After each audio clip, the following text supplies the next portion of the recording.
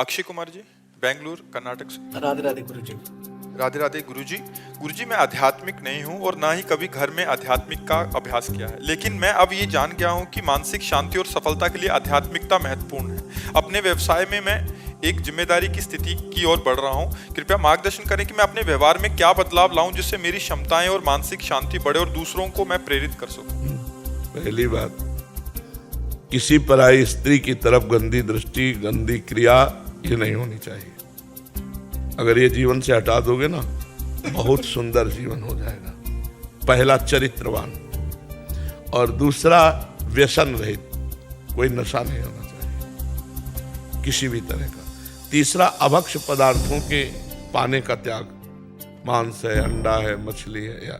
चौथा, कपट और छलपूर्ण बर्ताव, इसका त्याग कर दो। पांचवा, पकड़ लो जोर से नाम जप, भगवत प्राप्ति हो जाएगी। इस लोक में भी सुखी रहोगे, परलोक में भी सुखी रहोगे। हमारी बात समझ गए? क्या क्या कहा बताओ। पहला, बेविचार। हाँ, हाँ, बिल्कुल ठीक।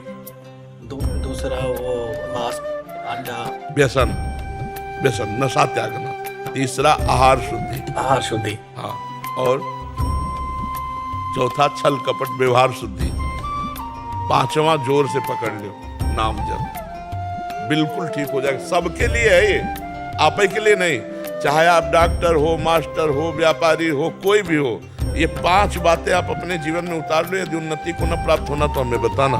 कभी कोई तुम्हारे अंगुली नहीं रख सकता, क्योंकि तुम धर्म से चल रहे हो तो धर्मो रक्षति रक्षिता। तुम धर्म की रक्षा कर रहे हो तो धर्म तुम्हारी रक्षा कर देगा, और तुम हर डिपार्टमेंट में उन्नति को प्राप्त होगे।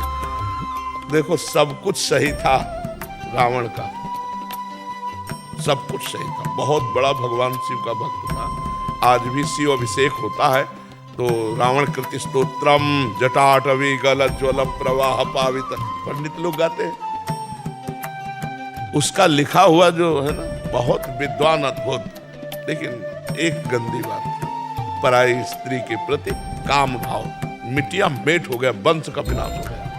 नहीं हो गया तो इसीलिए सबसे पहले नंबर में रखा है।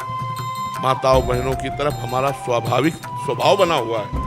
जिसको देखा उसी के प्रति गंदी भावना कर लेना या गंदी चेष्टा करने की बात आना, इसको छोड़ दो। पीछे जो हुआ उसे छोड़ो।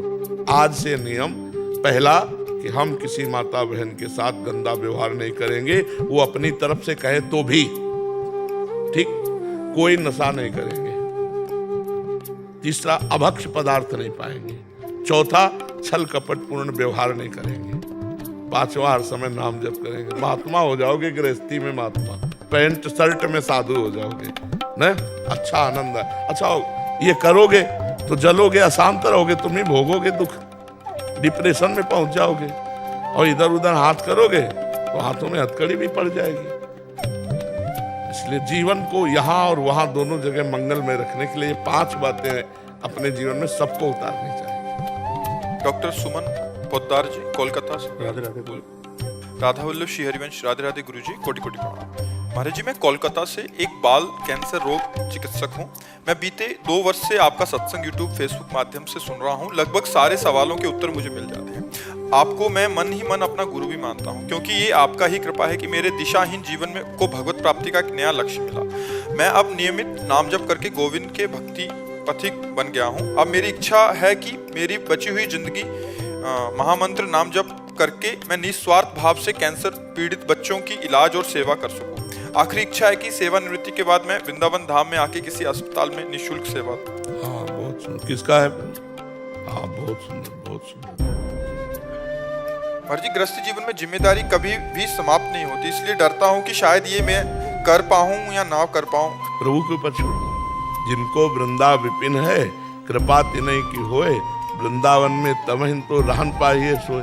किशोरी जी को ऊपर छोड़ दो। आपकी भावना है ना, तो अगर आप इसी भावना में रहते हुए, भजन करते हुए शरीर छोड़ेंगे वहां, तो आप यहीं आ जाएंगे। क्योंकि आपने धाम की भावना की है, धाम की इच्छा की है, और किन्हीं कारण विशेष के आप नहीं आ पाए धाम, तो आपका लक्ष्य था धाम, तो वो आपको पहुंचा देगा।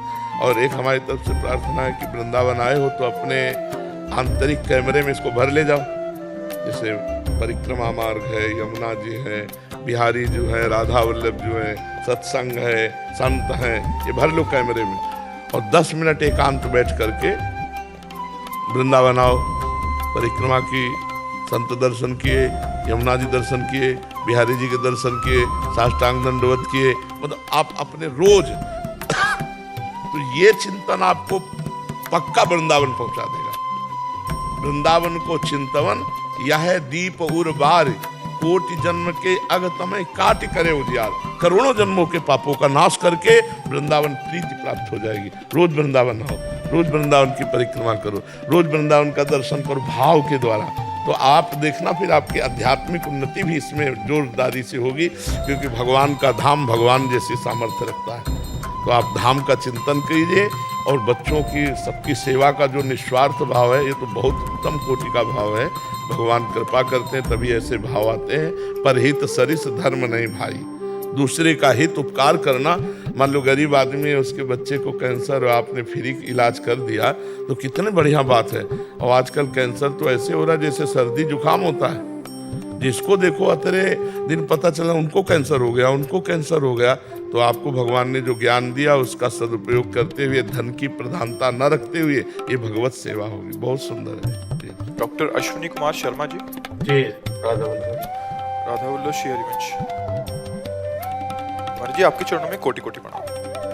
महाराज जी, मैं धर्म समाज संस्कृत महाविद्यालय बिहार में प्रधानाचार्य हूँ।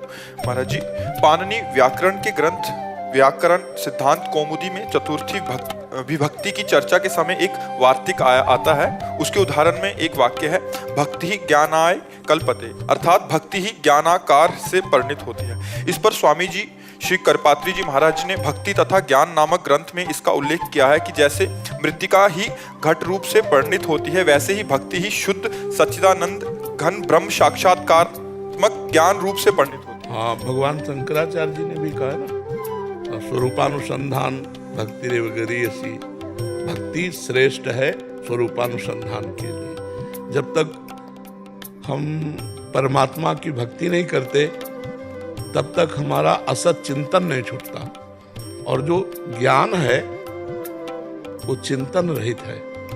हमारा जो स्वरूप है, जिसे ब्रह्म कहते हैं, जिसे आत्मा कहते हैं, वो अचिंत्य है। अचिंत्य का मतलब है मन और चित्त, ये चिंतन रहित होकर शांत हो जाए। तो ये तब होना जब असत चिंतन रहित हो पहले।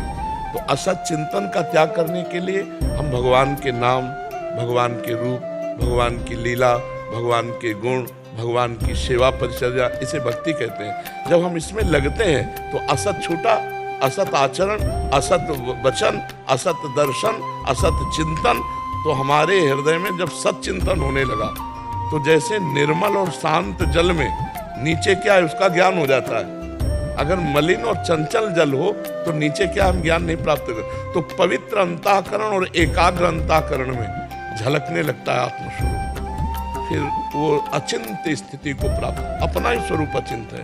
इसलिए भक्ति अति अनिवार्य है। सनक सनंदन सनातन शरद कुमार जी महाराज ब्रह्म बोध ही पैदा हुए हैं, आत्मस्वरूप का बोध प्राप्त किए ही प्रकट हुए, लेकिन हर समय वो हरिशरणम हरिशरणम हरिशरणम हरिशरणम जपते रहते हैं, क्योंकि बिना भक्ति के जो ज्ञान है वो नीरस है। भक्ति जैसे जल है ज्ञान, और चीनी है भक्ति, और दोनों को मिला दिया तो प्रेम, जैसे वो शरबत बन गया ऐसे प्रेम बन गया।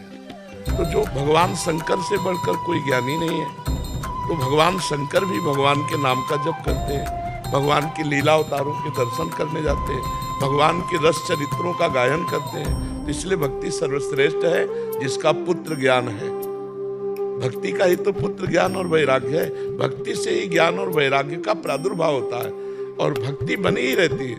आत्मरति जैसे कृष्णरति, वैसे आत्मरति बनी रहती है। तो भक्ति जरूर, और हम आकार में फंसे हैं, निराकार का ज्ञान नहीं है, तो आकार से ही शुरू करें। गुरुर् ब्रह्मा गुरुर्विष्णु गुरुर्देव महेश्वरा गुरु साक्षात परब्रह्म तस्मै श्री गुरुवे नमः। तो हमने आकार में ही गुरु बनाया और आराधना शुरू की, ध्यान मूलम गुरु मूर्ति, पूजा मूलम गुरु पदम, मंत्र मूलम गुरु वाक्यम, मोक्ष मूलम गुरु कृपा। और हम पहुंच जाएंगे निराकार में ही, आकार रहित में ही पहुंच जाएंगे। आप आराधना प्रारंभ करें तो सोई जाने जे देहु जनाई, तो जानत तुम्हें तुम्हें हो जाई। ब्रह्मविद ब्रह्मयु भवति, ब्रह्मविद ब्रह्मयु भवति। हो गया अपने आप में पहुंच। इसलिए भक्ति सर्वश्रेष्ठ है।